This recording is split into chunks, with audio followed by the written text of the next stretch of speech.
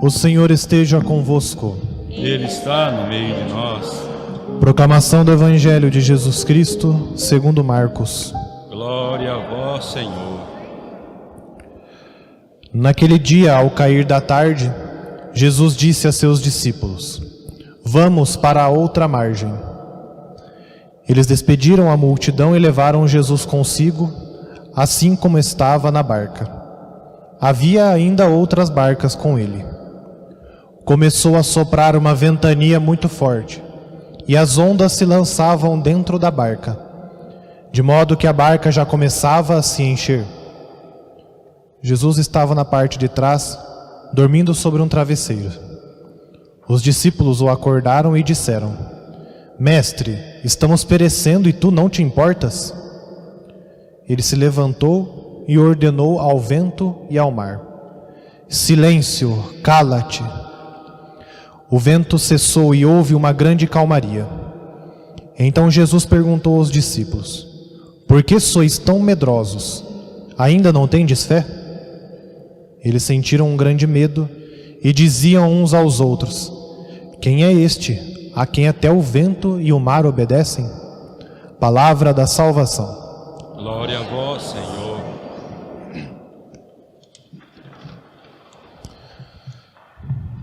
Queridos irmãos e irmãs, a liturgia neste final de semana, neste 12º domingo do tempo comum, vem nos mostrar a grandeza do poder de Deus, a magnitude do poder de Deus, o quão Deus é maior do que todas as coisas, o quão Deus é soberano sobre toda a sua criação. Hoje a liturgia vem nos ensinar a tratar a Deus como o soberano que Ele é, com a majestade que Ele é, como o poderoso que Ele é. A primeira leitura nos mostra, um contexto em que Jó está, de certo modo, murmurando contra Deus, reclamando. Passou todas as dificuldades da sua vida, lhe foi tirado tudo. Jó era sim um servo muito fiel, mesmo depois de tudo que aconteceu com ele. Mas num momento seu de fraqueza, ele se dá a reclamar, começa a se justificar, dizendo que foi tão bom, fez tantas coisas boas e essas coisas estão acontecendo. Perdeu família, perdeu seu campo, ficou pobre. Então ele começa a reclamar. E aí, depois de alguns capítulos, vários versículos, o Senhor Deus mostra para Jó, mas por que está reclamando? Não fui eu que fechei o mar com as portas, que fez jorrar com ímpeto do seio materno? E assim Deus vai mostrando, entre outras partes, além da leitura de hoje, vai mostrando o quão grande Ele é frente à presunção de Jó, frente à mania de Jó, mania de grandeza de Jó naquele momento. E muitas vezes nós caímos nessa mesma tentação que Jó caiu. Nós reclamamos muito e nós murmuramos muito contra Deus.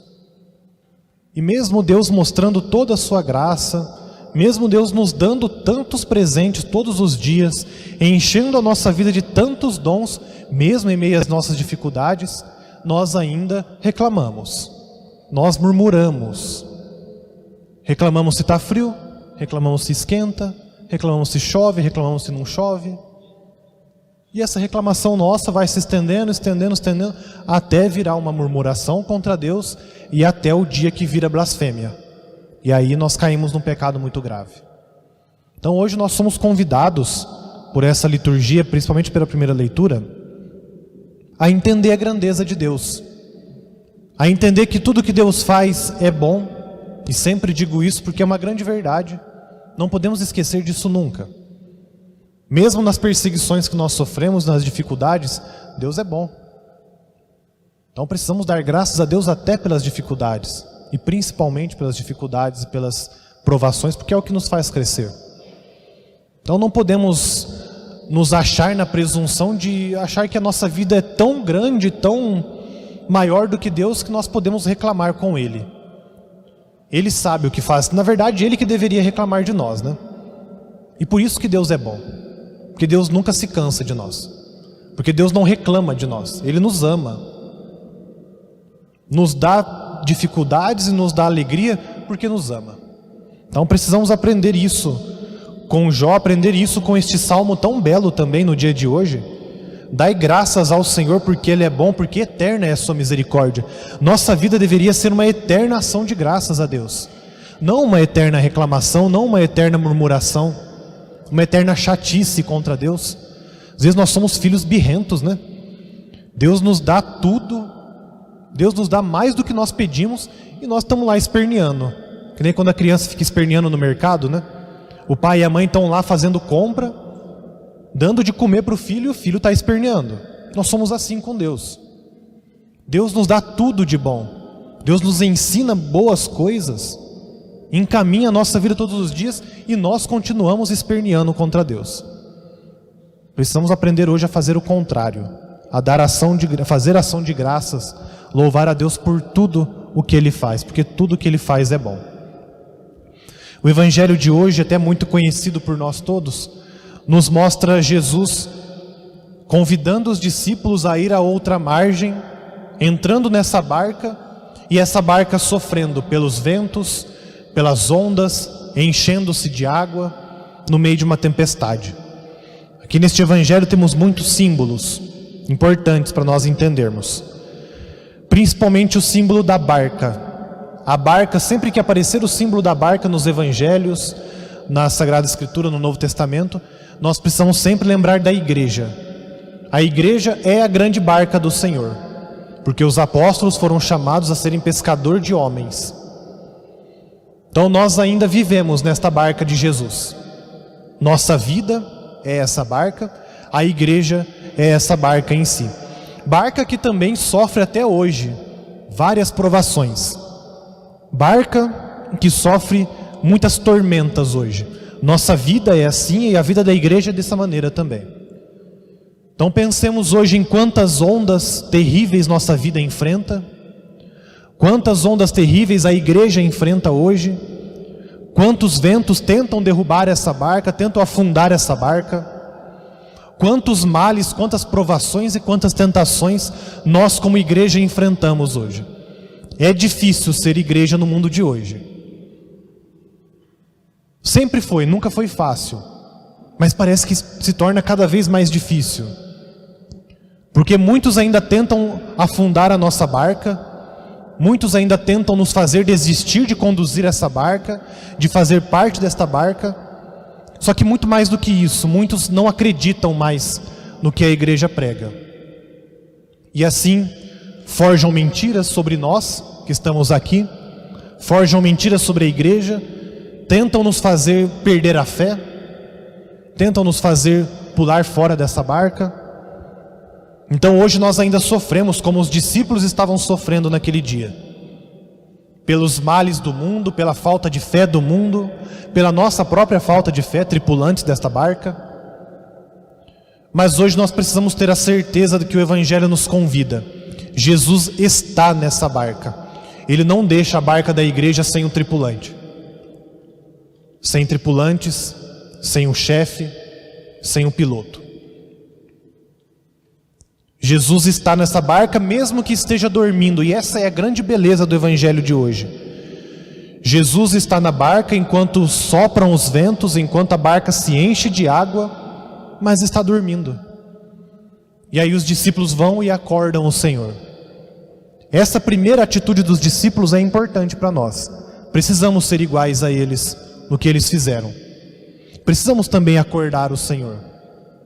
Esse gesto de acordar o Senhor são as nossas orações, nossas súplicas. Não podemos deixar de suplicar nunca. Precisamos rezar sempre, sem cessar.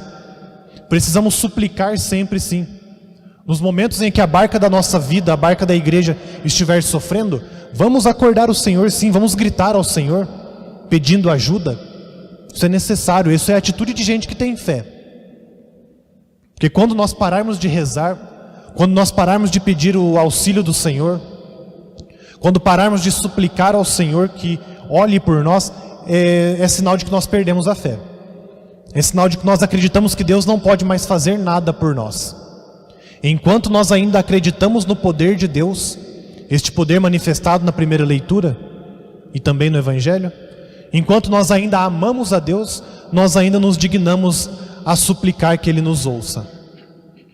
Bom, essa primeira parte da atitude dos discípulos é boa. A segunda parte é vergonhosa. Os discípulos vão, acordam o Senhor e dizem, né? Mestre, estamos perecendo e tu não te importas? Olha que presunção, que falta de vergonha. Perguntar se Deus não se importa com os sofrimentos do mundo. E às vezes nós temos essa atitude também. É bom sim acordar o Senhor, é bom rezar. Só que às vezes nós rezamos errado. E quantas vezes nós não repetimos isso, né? O Senhor não está vendo o sofrimento do mundo? Olha quantas crianças passando fome, olha quantas pessoas morrendo. Olha quanta guerra, olha essa pandemia, o Senhor não está vendo? O Senhor não enxerga o nosso sofrimento? O Senhor não vai fazer nada? Muitas vezes nós rezamos assim. E é uma maneira errada de rezar. Porque Deus está vendo. Deus está na barca, está dormindo, mas Ele se faz presente. E a presença do Senhor no mundo já é sinal de salvação para nós. Ele não precisaria fazer mais nada, porque Ele já está presente na Eucaristia, na palavra e através da igreja. E isso já deveria bastar para as nossas vidas. Somente a presença dEle. Mas nós exigimos mais e mais e mais de Deus. Queremos que Deus resolva as coisas no estalo de dedos. E Deus não faz assim. Fez aqui para mostrar que Ele tem poder. Ele poderia fazer, mas Ele não faz, porque Ele quer depender de nós também. Ele quer que nós abramos o nosso coração, porque a fome no mundo não é culpa de Deus. As guerras não são culpa de Deus, a pandemia não é culpa de Deus. Os problemas da tua vida, da minha vida, não são culpa de Deus, são culpa nossa. E assim nós ficamos importunando o Senhor.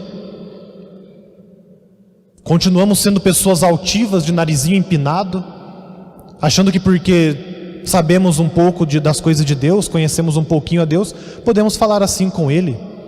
Deus não é qualquer um, Deus não é um amiguinho de escola nosso. Deus é Deus. Deus é nosso Rei, é nossa majestade, é o Criador do universo.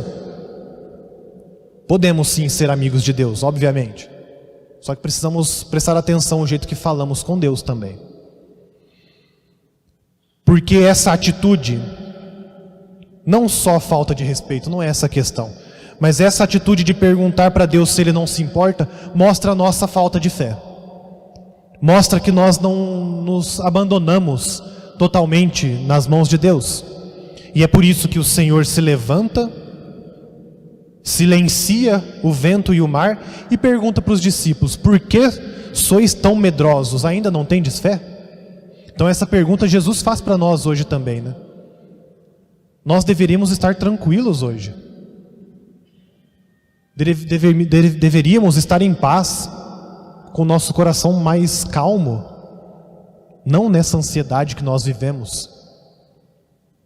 Jesus está conosco, Jesus faz parte da nossa vida, mesmo que pareça que Ele está dormindo, Ele está aqui. Essa precisa ser a grande beleza. Então nossa fé precisa nos tranquilizar, né? Precisamos aprender, como na semana passada, aprender a esperar em Deus um pouco mais. Deus age sempre. Deus faz as coisas que Ele quer da melhor maneira, da maneira mais bela que pode existir. Então este é nosso Deus. Os discípulos perguntam, né? Quem é este a quem até o vento e o mar obedecem? Esse é nosso Deus. Se isso aqui impressiona os discípulos, eles nem sabem mais, eles nem imaginam o que vai acontecer na vida deles. Um Deus que vai se dar na Eucaristia, um Deus que vai se dar na cruz e vai ressuscitar. Esse é o Deus no qual nós acreditamos. Então essa pergunta precisa ser muito séria para nós. Por que nós somos tão medrosos ainda? Por que nós não temos fé ainda? Ou por que a nossa fé é tão fraca ainda? Por que nós não deixamos o Senhor Jesus conduzir as barcas da nossa vida? A barca da igreja? Peçamos então hoje, mais uma vez, que este salmo possa nos tranquilizar. Que esse salmo possa trazer para nós a alegria que nós procuramos, a paz que nós precisamos, né? Alegraram-se ao ver o mar tranquilo, e ao porto desejado os conduziu. Deus nos conduz ao porto desejado, que é o céu. Agradeçam ao Senhor por seu amor e por suas maravilhas entre os homens. Isso aqui precisa ser a nossa atitude. Atitude de pessoas de fé. Atitude de pessoas que confiam em Deus, que acreditam que o Senhor tudo pode, que tudo faz e que tudo que Ele faz é bom. Deus nos ajude.